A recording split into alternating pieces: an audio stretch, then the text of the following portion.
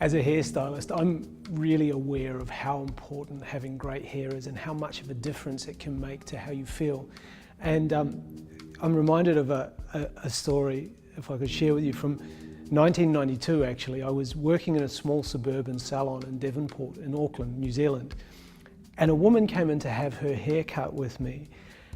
And you know, her hair wasn't great. She had that kind of thick, coarse hair, but not a lot of it. It had a bend, kind of what you might refer to as a kink, so that it stuck out in the wrong places. It wasn't really a curl, and it wasn't straight. It wasn't, you know, it wasn't great hair.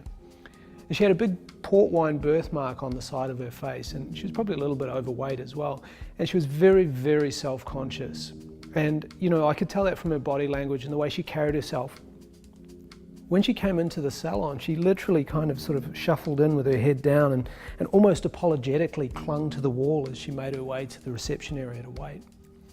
Well, I took her to my workstation to cut her hair, and while she was sitting there, and even during the consultation, she wouldn't make eye contact with me in the mirror. In fact, she wouldn't even look at herself in the mirror. And the whole time that I was working with her, she just sat with her head down like that and her shoulders slumped, sort of playing with her hands.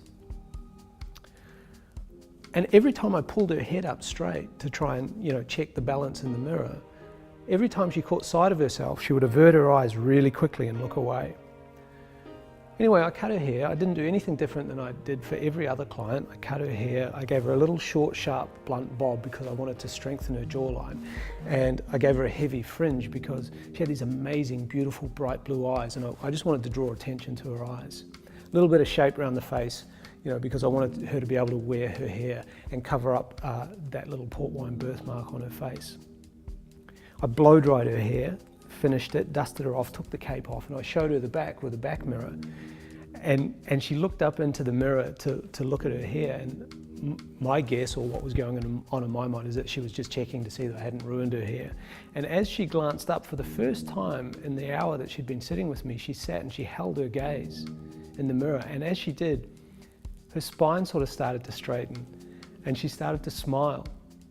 And she looked at herself for probably a good 2 or 3 seconds holding her gaze.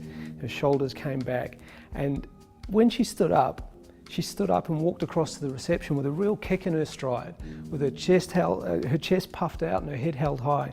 And she opened the door and walked out down the street happy and smiling.